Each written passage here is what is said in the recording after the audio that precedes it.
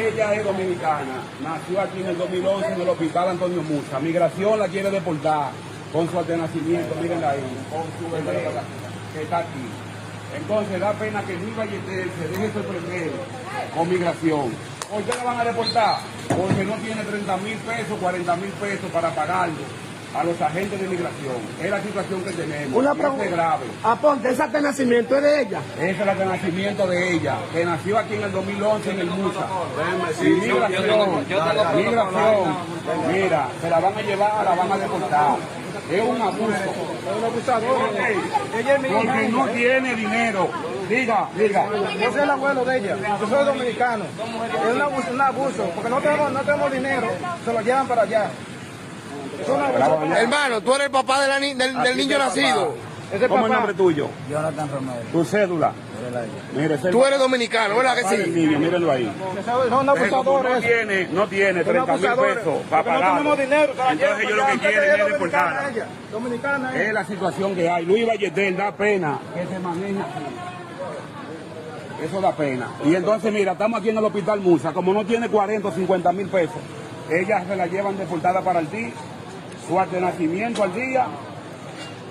Miren el padre aquí, es el papá dominicano, ¿verdad? Y ellos la están deportando.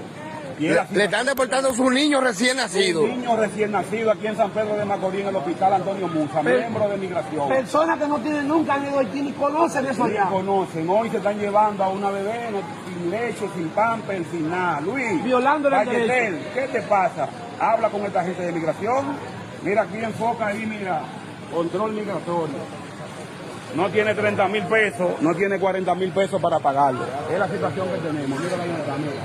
Eso es migración. Migración, si tú no pagas tu cuarto, tú estás para Haití. Es la situación. Ya nou e moun mwen yo. Nou e videyo sa m pote l pou nou. Se pou m kapab fè nou e verite m tap pale ya. M te di nou kon sa. Kou kat mare 14, mwen gen $7 yap depoto. Ya prekonet ou kom Haitien, ou pa prekonet ou kom Dominiken. Depi maman te getan Haitien, papa te getan Haitien, ebyen kou kat mare 14 yap depoto kom kiye la ke se. Nou wè demwazel sa, nou wè kat Simon nan men nan, papa Simon sa gen $7 a Dominiken, eti dam nan gen ak de nesans li men, senate al fet, 2011 li fet.